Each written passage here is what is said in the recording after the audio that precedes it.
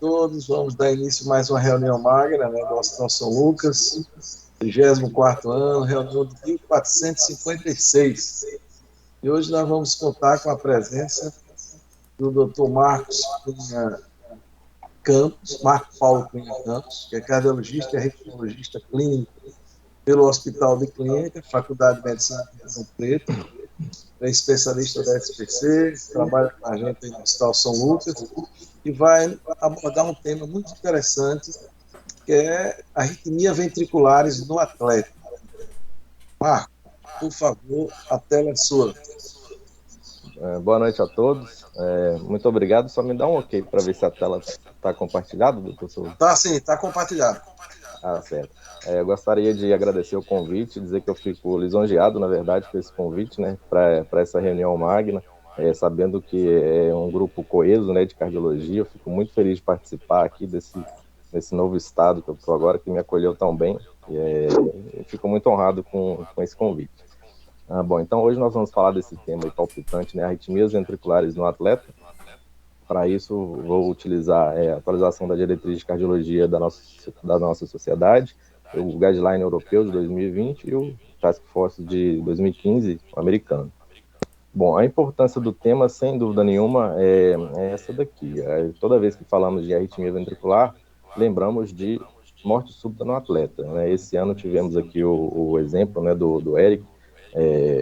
Foi gratificante ver que foi uma reanimação com sucesso, né, no caso dele, mas a arritmia ventricular é um tema que dá dúvida, né, sempre no consultório, sempre temos pacientes, atleta de alto nível ou não, é mais difícil atender atleta de alto nível, e acredito que as maiores dúvidas em relação ao tema é se essa arritmia aumenta o risco de morte súbita, se a arritmia ventricular pode ser resultado da autoadaptação do atleta, quais características que conferem pior prognóstico, como investigar o paciente quando liberar o atleta. E é sobre isso que nós vamos falar nos próximos slides.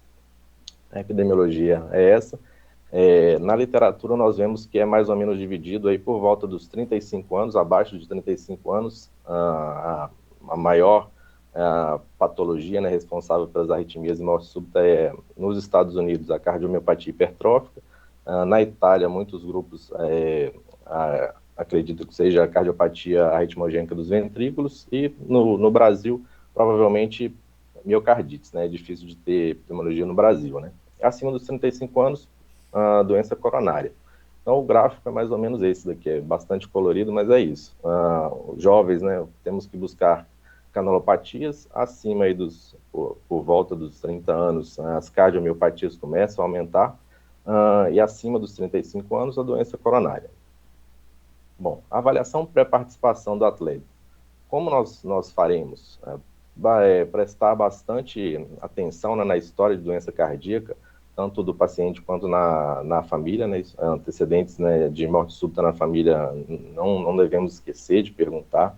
Sintomas de palpitação, intolerância ao exercício, e chama atenção principalmente a síncope e alterações no exame físico e nos demais exames. Nossa diretriz recomenda, para todas as faixas etárias, eletro de 2 derivações, né, desde os mais novos, adolescentes, e acima dos 35 anos, considerar o teste funcional, a depender do risco de doença arterial coronariana.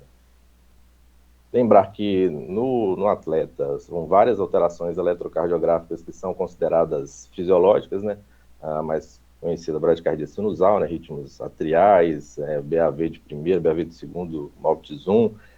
Porém, lembrar que essas sístoles ventriculares com 2 ou mais episódios aí, e TVNS são sempre consideradas, a princípio, patológicas e devem levar a uma investigação mais detalhada.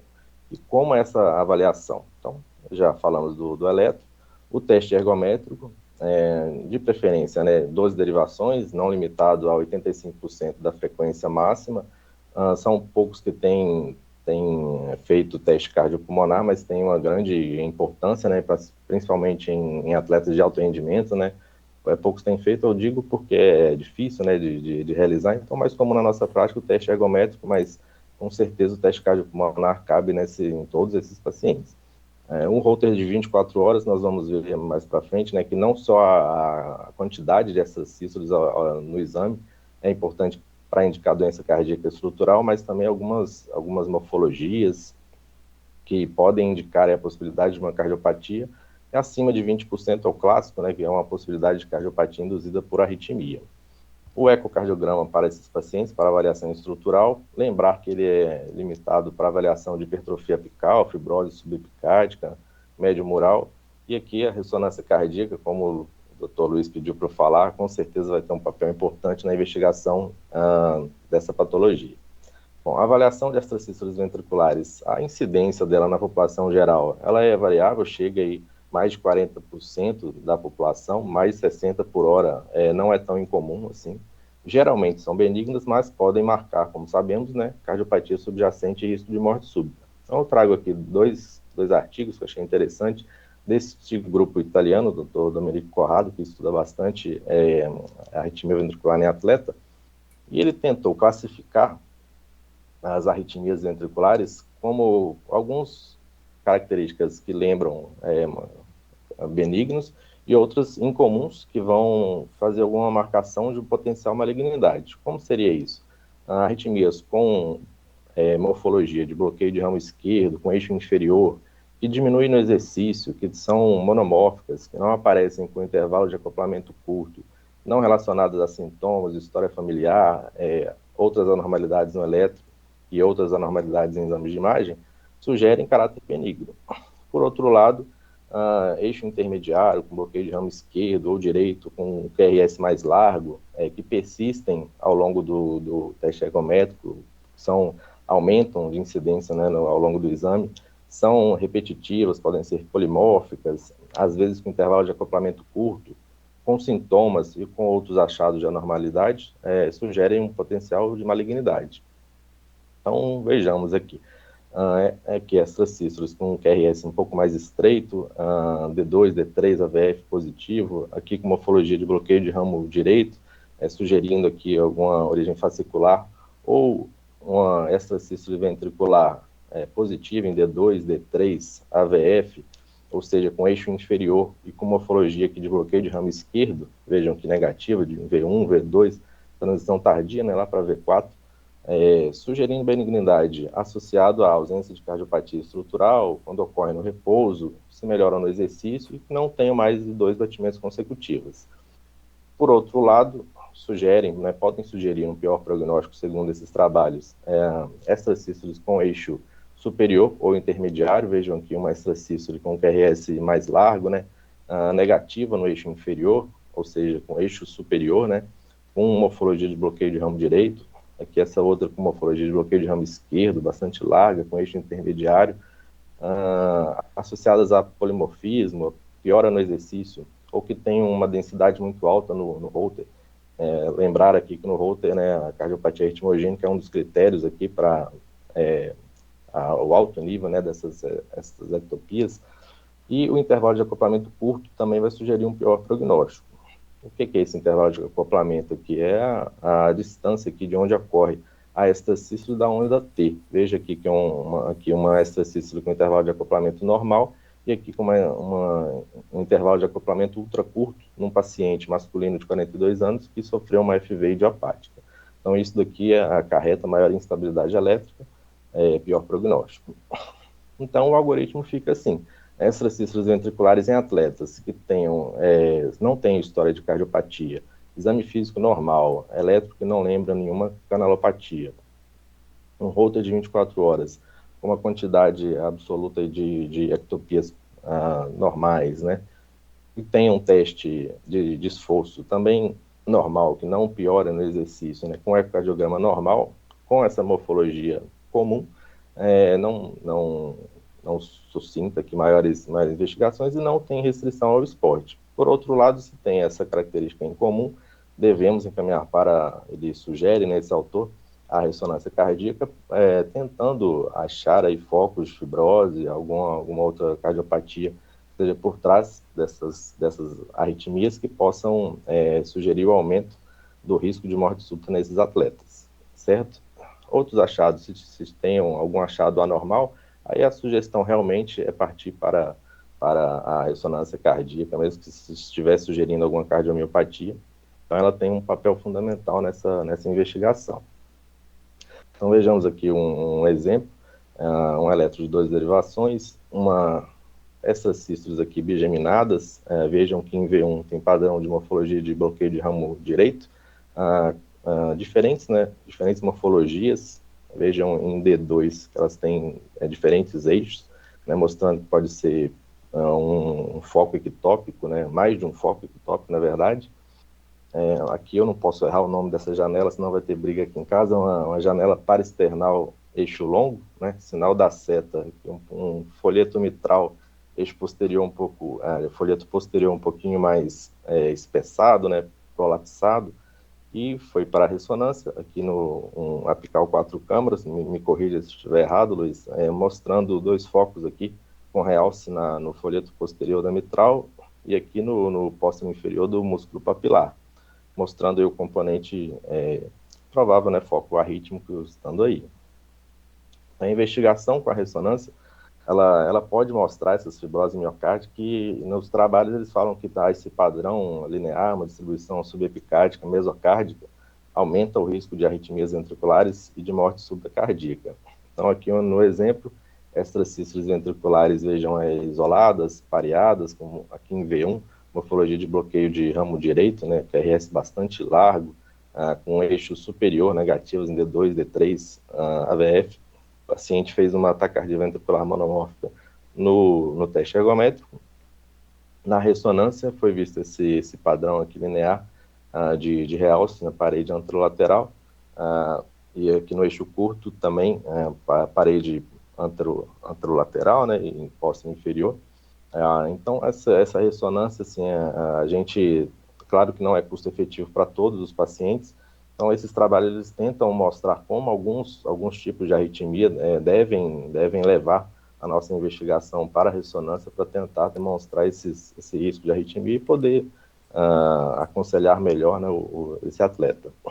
Então, como tratar as extracístoles ventriculares em atleta? Acho que como tratar aqui para a nossa área mais fácil, né, de falar sobre isso. Acho que talvez a dúvida maior seja quando tratar. Então, quando eu vou tratar? Em coração normal, geralmente correlacionar com sintoma. Beta-bloqueador a gente pode usar, qualquer beta-bloqueador, talvez não seletivo. A gente vai tratar, lembrar sempre, né, de tratar a ansiedade, às vezes esperar um pouco, tratar mais a ansiedade nossa do que a do paciente, né? Antiarrítmicos não é consenso usar, pode ser usado sotalol, propafenona, amiodarona, mas realmente não é uma indicação, né, Em coração com alterações, vai tratar a causa de base, né? OIC, isquemia, e aí vai surgir a opção nossa, a amiodarona mesmo. E a ablação, quando? Quando for muito frequente, muito sintoma, e for uma cardiopatia que a gente possa estar pensando, é uma cardiopatia induzida por arritmia. Aquele paciente que tem um Holter com mais de 20% de extracístoles, extracístoles com padrão aí, talvez de via de saída de ventrículos. Então, tentar encaminhar aí mais cedo para o estudo eletrofisiológico, isso vai ser importante para fazer um diagnóstico diferencial e talvez tenha até a cura, não é isso? Uma abordagem interessante que eu achei foi esse trabalho aqui do Dr. Francisco Darrier, do INCOR. Ele fez um estudo duplo cego, né, randomizado, em 60 pacientes sintomáticos para o pidolato de magnésio. Eu não sei se os senhores usam aqui, a experiência é pequena, né, são poucos pacientes que usam, até o trabalho mesmo foi pequeno, mas a dose de 2 comprimidos por dia, ele randomizou placebo e pidolato de magnésio e tentou avaliar a quantidade de arritmia, né, de ventricular no Holter antes e depois, e os sintomas. Foi visto eletrólitos, Holter, com esse questionário de sintomas de todos. E foi observado que aqui o pindolato pré e pós, vejam que teve uma redução significativa aqui de ectopias ventriculares nos Holters, e enquanto a melhoria dos sintomas também foi bastante significativa em relação aos pacientes que usaram placebo. Então, talvez seja uma abordagem interessante naquele paciente que você não quer usar um beta-bloqueador, você está tranquilo em relação à ectopia dele, né, uma ectopia que chama a atenção, talvez pode ser utilizada. Bom, em relação ao descondicionamento, esse descondicionamento que é sugerido, se por volta de 3, 4 meses, para avaliar a redução da arritmia ao longo da jornada, né, do atleta, ela já foi vista, esse trabalho aqui de 2004, tentou avaliar o impacto do descondicionamento nas arritmias ventriculares em atletas treinados, E aí demonstrou que em extracístoles ventriculares isoladas, em pacientes que fizeram 70 pacientes, com 19 semanas de descondicionamento, fez um follow-up de 8 anos, não houve eventos cardiovasculares, reduziu essas sístoles isoladas, pareadas, e também essas sístoles complexas. Um exemplo de um deles, né, no pico do treinamento, paciente com Holter aqui mostrando essa chuva aqui de ectopias ventriculares, né, e após o descondicionamento. Porém, isso não é consenso. Um trabalho aqui um pouco mais recente, de 2011, tentou demonstrar a influência do descondicionamento, né, no número, na quantidade, né, e complexidade de essas sístoles em atletas saudáveis. Dois grupos, grupo D, descondicionamento, grupo C, controle, 44 pacientes, mais ou menos, em cada um. Veja que a idade são pacientes jovens, né, principalmente que jogavam aí futebol. Morfologia das ectopias das extracístoles, principalmente eram de morfologia de bloqueio de ramo esquerdo e que reduziam ao longo do esforço. E eram, no grupo D, no grupo que fez o destreinamento, por volta de 3 meses, o número de extracístoles era até considerável, né, por volta de 8 mil em 24 horas. No grupo C, 6 mil ectopias. E vejam que interessante. Ao longo do follow-up, esse grupo, o grupo D do descondicionamento, houve uma redução assim, muito pouco significativa do número de ectopias.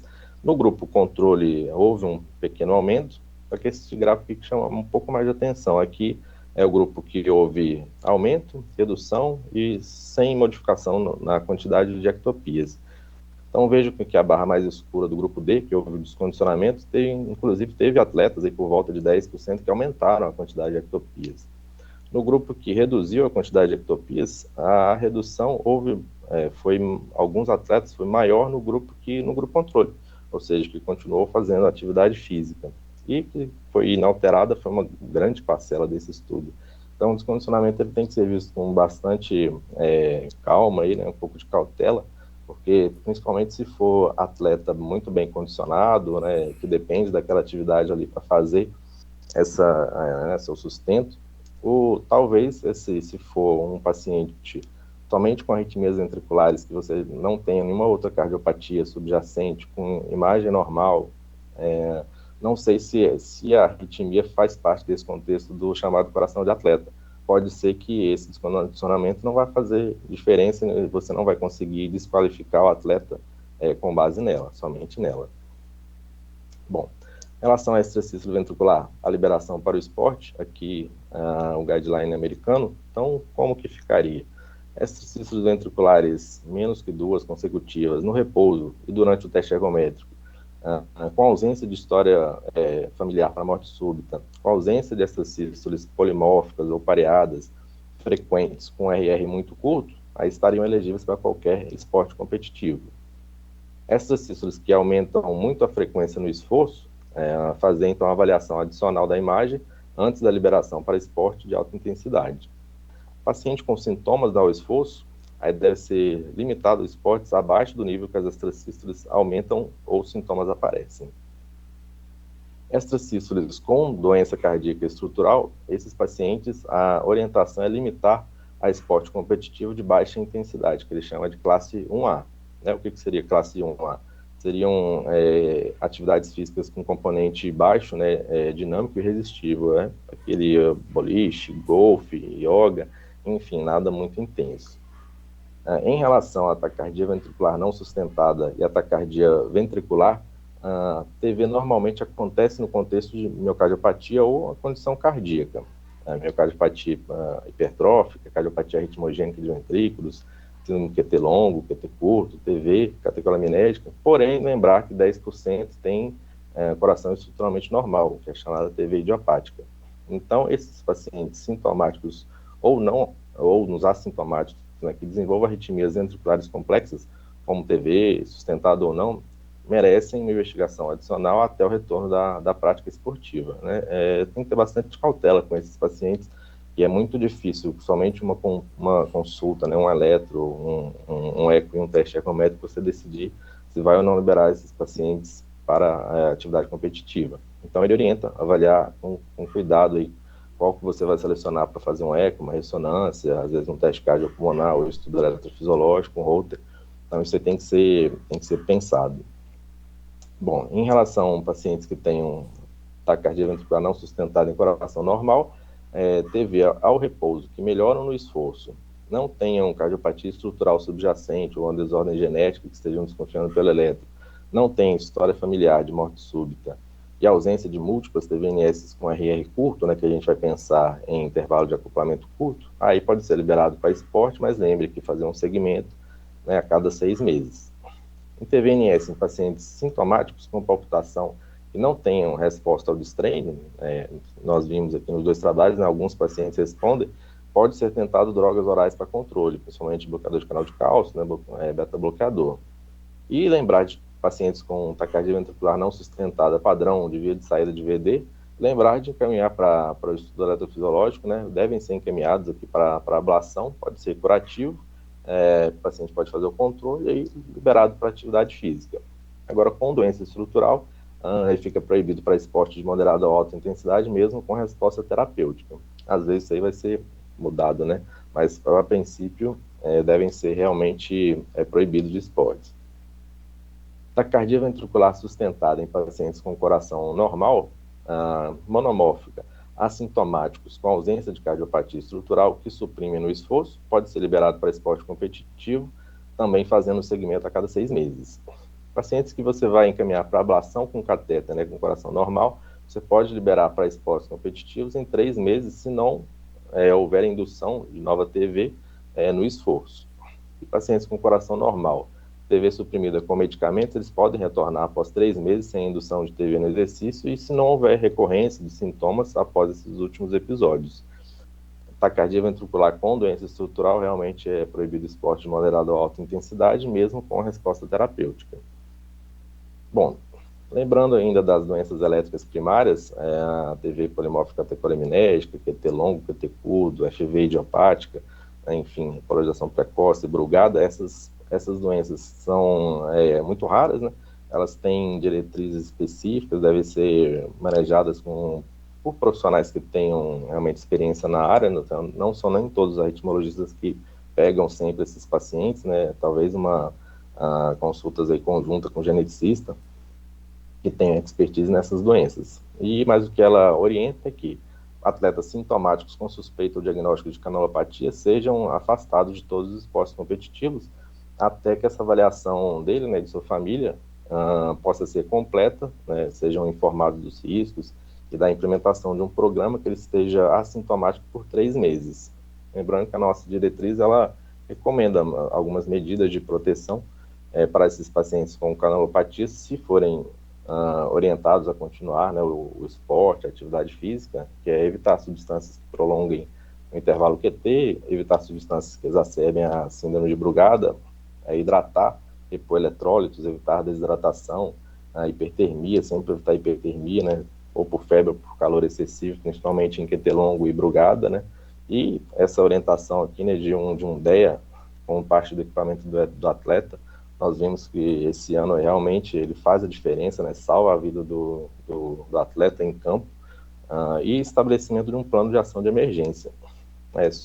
Uma orientação aqui, esse site, o Credible Meds, ele orienta, né, é sempre bom consultarmos, porque para esses pacientes que já têm alguma canulopatia, ele é muito fácil de ser consultado, ele dá todas as medicações aqui, aí você pode saber que estalopram, fluconazol, ele tem contraindicado em pacientes com QT longo e aumentam bastante o risco de torçadepoma. Então é um site fácil, né, fácil de ser consultado. Bom, em relação a 2 exemplos aqui de cardiopatia hipertrófica e esporte. Esse ano nós tivemos aí o Congresso Sergipano, né? Acho que a doutora Joselina presidiu uma sessão muito boa de cardiopatia hipertrófica e esporte. Eu só gostaria de reproduzir aqui um dos estudos.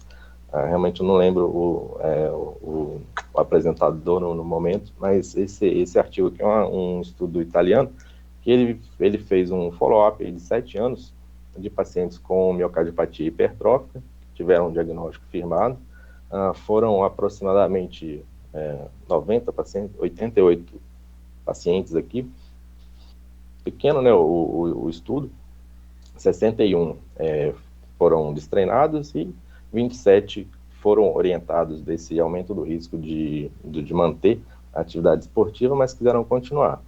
A gente vê aqui, observa que a idade eram pacientes um pouco, não tão jovens, né?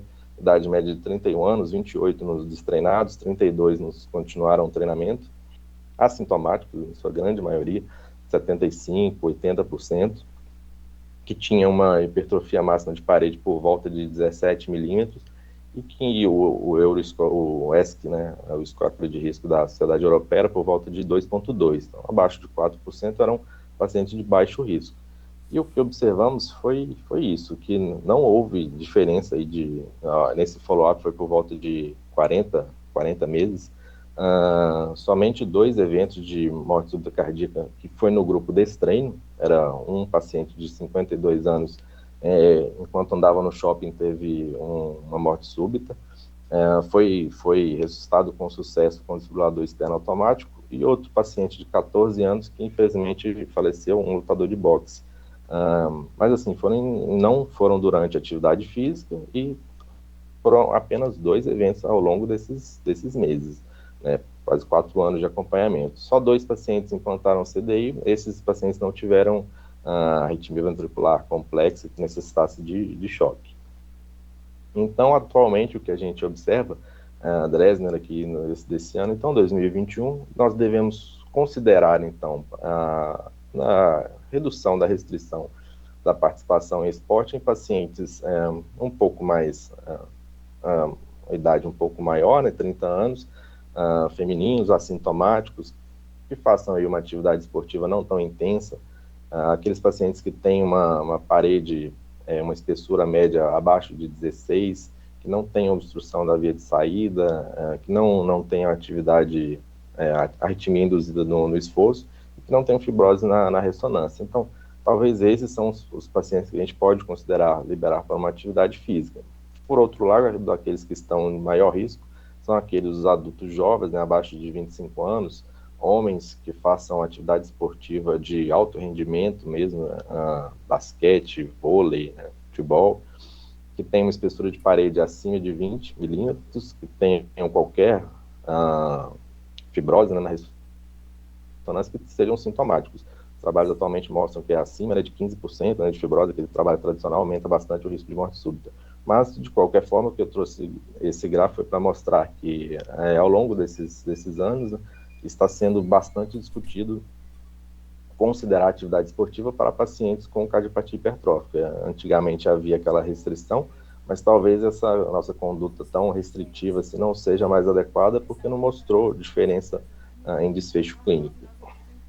Em relação também a atletas com CDI, esse ano a gente discutiu bastante no grupo, né, quando viu aquele paciente da Eurocopa que foi ressuscitado, e aí, agora é CDI, vai poder liberar, não vai poder liberar? A gente encontra vários artigos aí falando da participação de pacientes com CDI, continuando a atividade esportiva, e há atualmente uma mudança aí nas recomendações, ela não é mais totalmente restrita, né, mas agora é um nível de recomendação 2B, né, pode ser considerado.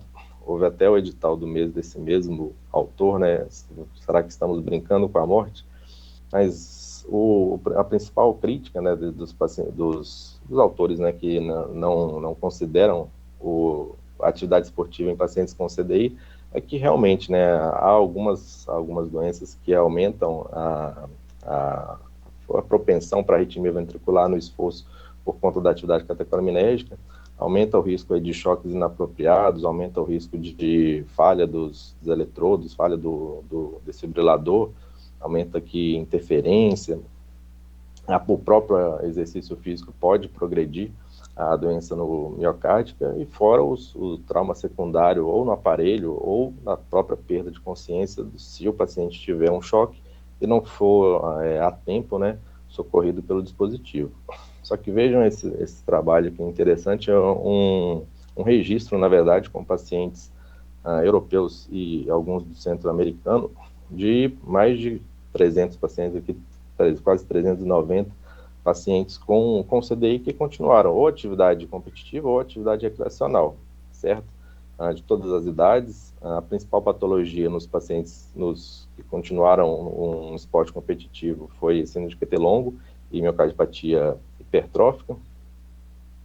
Nos pacientes que continuaram a atividade recreacional foi a cardiopatia ritmogênica de ventrículos, que tiveram CDI indicado por FV, ETV, 30% FV-TV e alguns também como profilaxia primária. Vejam uma mediana aí de 43 meses de acompanhamento, não houve nenhum evento, não houve morte durante o acompanhamento. Então, eles fizeram uma comparação do tempo para a disfunção do eletrodo ao longo aí dos anos. Aqui em azul, o competitivo, em vermelho, o recreacional. Não houve diferença estatística. O que houve é que realmente aumentou, em relação aqui em vermelho, os recreacionais, aumentou bastante a quantidade de choques, tanto durante a atividade física quanto em repouso, tanto em choque apropriado quanto inapropriado. Aliás, inapropriado não houve diferença, houve mais diferença em choques apropriados.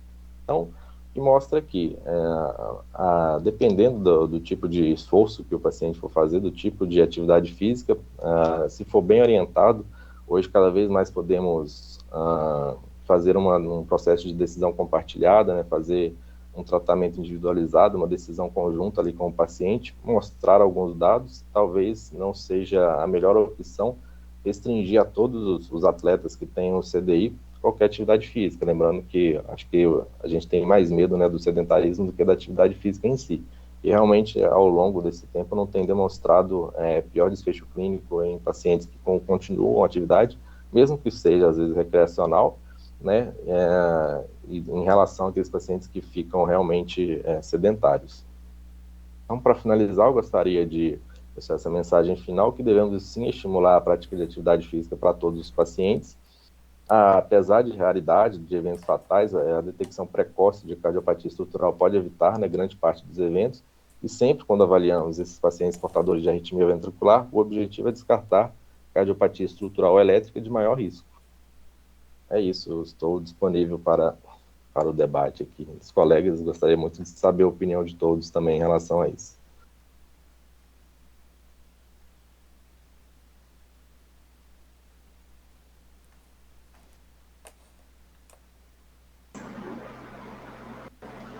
Opa, Marcos. Souza pediu para eu assumir aqui ele tem um compromisso, Souza Augusto. Certo, Alexandre.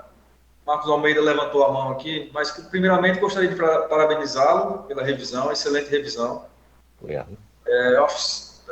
Talvez tenha faltado alguma coisa, Marcos, na questão da disponibilidade dos DEAs, porque nós, como cardiologistas, nós muitas vezes nos empenhamos em detectar alguma doença cardíaca, detectar algum potencial risco de morte súbita, mas a gente muitas vezes não age de forma a exigir a presença desses aparelhos em locais onde se faz atividade física regularmente, né? Aqui em Aracaju, por exemplo, acho que nenhuma academia de ginástica tem ideia, que eu saiba. Bom, Marcos Almeida quer perguntar alguma coisa? Bom, parabéns Marcos, pela apresentação. E obrigado, bastante referência ao Volta, é um assunto muito interessante, porque é um assunto onde o Volta tem muito a contribuir. Alguns comentários que eu gostaria de fazer e ver sua opinião. A primeira é uma questão da normalidade, o padrão de normalidade. A gente sabe que o Volta tem um problema de padrão de normalidade. Eu, por exemplo, acima de 1.000 extracístoles, eu coloco como frequentes. Mas, assim, não há uma ideia do que é frequente e pouco frequente. E, até no meu doutorado, a gente estudou isso com envelhecimento. O padrão de normalidade de um indivíduo de 70, 80 anos é bem diferente de alguém de 20 ou 30. E essa questão da parametrização, que foi o que eu tentei obter, ainda não avançou. Eu tenho um trabalho que eu publiquei sobre isso, eu não vi ainda avanço em relação a isso. A outra questão que eu queria que você comentasse, então, o padrão de normalidade. A outra questão da reprodutibilidade. Muitas vezes eu tenho pacientes que o médico pede um Holter, fica chateado que não deu nada, pede um segundo, pede um terceiro, e no quarto está lá a arritmia no atleta com um problema importante. Então, há uma questão da reprodutibilidade. E, por último, essa questão do DEA, né? Eu tenho um paciente que ele resolveu fazer exercício e teve choque inapropriado. E uma recomendação, eu acho que é adequar a frequência cardíaca de detecção da arritmia, que eu acho que é um comentário importante, para a gente sempre aumentar um pouco, analisar isso, às vezes pode fazer até com teste ergométrico para dar uma olhada. Mas eu readequei a frequência e esse paciente voltou a fazer atividade e não teve mais nada. Parabéns pela apresentação, pelo domínio aí do tempo e pelos slides também. Bom, boa noite, muito obrigado pelos comentários, doutor Marcos. Realmente, em relação à normatização, é difícil de falar sobre uma quantidade absoluta, né, de número de arritmia ventricular nesses tipos de pacientes. Então, não é incomum, por exemplo, às vezes a gente faz um holter de um atleta, vem lá 8.000, 10.000, né, ectopias ventriculares, a gente assusta, e aí a gente faz os demais exames, vai fazer o teste ergométrico, faz a ressonância, não vem nada, a gente não faz nada, e logo depois as arritmias aí reduzem, e é o que a gente vê realmente nesses trabalhos. Às vezes pode até aumentar um pouco, não tem muito um padrão, mas o que a gente observa é que a reprodutibilidade desses exames, a gente tem que orientar o colega que é aquilo mesmo, não tinha a arritmia, não é que o método, né, foi ineficaz para identificar, não é que foi problema do método para identificar, porque às vezes pode acontecer isso, não tem algum padrão, né, pacientes com exercício de via de saída, por exemplo, depende muito do nível de estresse ali, depende da quantidade hormonal, tem muita interferência nesses resultados. Eu fico muito mais tranquilo, assim, quando normatização por apenas um médico seguindo ali. Fica difícil fazer quando o paciente, a gente orienta, faz ali com então, que pelo menos ele já conhece, né? Vai repetindo no mesmo lugar, que vai fazer que fica mais fácil você comparar, né, esses exames, né, observar as morfologias. E a gente, quando está laudando o Holter, quando a gente vê de um paciente, né, que a gente já fez esse laudo, fica muito mais fácil da gente ver se foi aquilo mesmo. E em relação a pacientes o senhor falou DEA, acho que foi esse daí, né, que eu quis dizer, readequar realmente a faixa, que daí realmente eu não coloquei nos slides, acho que todos os trabalhos aí mostram que quanto você aumenta o cutoff da arritmia desses pacientes, passa ali do nominal, né, de 180, 190 para 200, a gente reduz a quantidade de choque inapropriado e não interfere no desfecho clínico. Então, acho que é excelente a observação do senhor, tem que ser feito com cuidado a programação do CDI desses pacientes, porque muitos choques inapropriados a gente pode evitar apenas ali, né, com a reprogramação da frequência cardíaca de detecção de TV1, TV2, zona de FV. Realmente, concordo com o senhor. Ô, Marcos, você lê alguma coisa sobre liberação para atividade física competitiva em atletas profissionais que tenham desfibrilador? A legislação dos países europeus, americanos, dos Estados Unidos, Brasil, se existe diferença em relação a isso. Por exemplo, se o atleta souber que tem uma doença e ele queira realmente fazer uma atividade competitiva, ele assinar um documento, isso tem algum valor legal em algum país? Você leu alguma coisa a respeito disso? Não? A gente foi até motivo, né, de uma das perguntas aí no grupo enquanto a isso, foi um comentário seu mesmo, Alexandre. De legislação, não vi. Aqui, cada país tem um tipo, né, de legislação. A nossa, que eu acredito que nos Estados Unidos, quanto mais judicializando, mais as decisões médicas, aí vai ficar muito difícil a gente fazer esse tipo de liberação. No Brasil, aqui, né, acho que acredito que essa decisão compartilhada aí com o paciente tem que ter uma relação de confiança muito, muito grande, realmente, né? Mas todos esses trabalhos que a gente fez, esses que eu mostrei, todos os médicos não orientaram a continuar o esporte. Talvez aí por uma questão judicial. Então, os pacientes continuaram por conta própria mesmo. Às vezes eram esportes de alto rendimento, o atleta já era um atleta de alto nível, não quis parar. continuou. Então, esses pacientes que continuaram apenas o recreacional, não foi porque o médico falou, olha, você vai fazer uma atividade recreacional, você pode continuar competindo, né? Não foi assim. Então, você fica aí em cima do muro, às vezes, com esses pacientes, às vezes tendendo mais para o lado protetor, aí, né? Tentar não fazer reduzir esse risco, mas você fica sem saber se, mesmo com esses monte de características benignas, né, se esse paciente pode fazer ou não o esporte. É muito difícil mesmo. E acho que em relação à legislação, eu não vou saber de formar, Alexandre. Depois a gente pode fazer. Eu li alguma coisa que o atleta lá esse que você falou, ele estava cogitando transferir para outro país, para outro time de outro país, para poder competir, continuar fazendo atividade física. Alexandre, mas isso aí que você estava falando é com cardiopatia estrutural ou coração estruturalmente normal, nesse caso específico? Sim, uma pessoa que saiba que tem uma cardiopatia estrutural. Com cardiopatia. E que queira continuar fazendo atividade física, porque depende, muitas vezes uma família inteira depende do salário dessa pessoa. Tem lá, né, uma cardiopatia hipertrófica, morte súbita abortada, indicação de CDI, mesmo assim, o paciente quer continuar fazendo o esporte. O Flávio quer falar alguma coisa? Não, assim, dar os parabéns para a Marcos, é realmente excelente aula.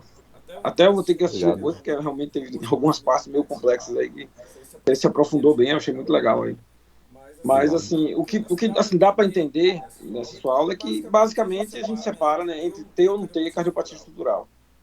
E dentre você ter as cardiopatias estruturais, ainda tem as cardiopatias macroestruturais, digamos assim, e as microestruturais. Então, por exemplo, e é isso que eu queria que você complementasse aqui, tirasse minha dúvida. Tem pacientes que têm, aqueles que não têm critério nenhum, né, com eletro benigno, tudo, só tem estações isoladas, você não faz nada. Você libera, como você me mostrou aí, libera para atividade e pronto. Quando começa a ter aqueles sinais, né, que você mostrou, aí, obviamente, você vai ter que fazer a ressonância. Ressonância, fechou cardiopatia estrutural, teoricamente, o seu problema assim, já vai ficar mais fácil de resolver, porque, né, normalmente você vai afastá-lo. Agora, quando ele tem, a minha dúvida é, quando ele tem esses critérios, como eu pego muito às vezes na ressonância, o cara com, sei lá, com bastante ressonância mesmo, sei lá, 40 mil ressonâncias por 24 horas, uma coisa absurda. E você faz uma ressonância e não acha nada. Você vai fazer ressonância, jura que vai achar alguma coisa. Ou seja, ele tem todos aqueles critérios que você falou, né, de malignidade, e a ressonância realmente não mostra. Ou seja, macroestruturalmente ele não tem nada. E aí, assim, a gente fica na dúvida. Eu até discuti um caso esses dias com o Alexandre, um caso dele. Qual seria o próximo passo aí? Né? Investigar canalopatias, fazer análise genética, né? Isso que eu tenho dúvida às vezes, né? Da ressonância normal.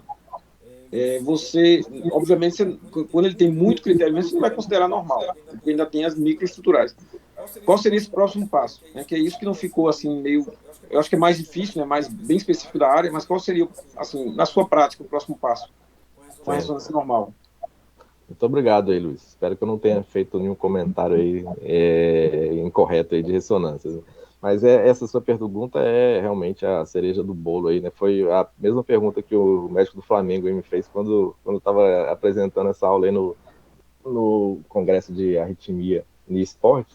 Ele perguntou isso que você falou. E paciente com taquicardia ventricular, econormal, eletro não sugere cardiopatia, a ressonância não mostrou nenhuma fibrose, e aí, o que eu faço, né? Poxa, é muito difícil mesmo. A gente, às vezes, o paciente faz uma taquicardia ventricular, às vezes não é nem só Holter com 40 mil ectopias, né? Às vezes ele faz uma TV monomórfica, e aí, o que eu faço? O que eu tenho feito? Às vezes a gente vai acompanhar 3 meses ali, o destreino pode não ser a melhor opção, mas é o que a gente pode fazer, a princípio, aí, até identificar, ver se tem alguma cardiopatia por trás, né? Uma ressonância normal, com uma taquicardia ventricular monomórfica, você viu que às vezes a gente pode até liberar esse paciente, fazer um acompanhamento mais de perto, e fazer ou um teste cardiopulmonar, tentar ver outros pontos aí, limiar de anaerobiose, talvez o pico de VO2 mesmo calculado direitinho. Então, trazer esse paciente para perto para acompanhar. O que é difícil mesmo é que são esses atletas, às vezes são atletas aí que estão numa categoria de base, às vezes faz isso, então aí o time já esquece, né, desse atleta. Ele vai acompanhar com o cardiologista, mas a sua primeira opção vai ser desqualificá-lo para atividade física, infelizmente.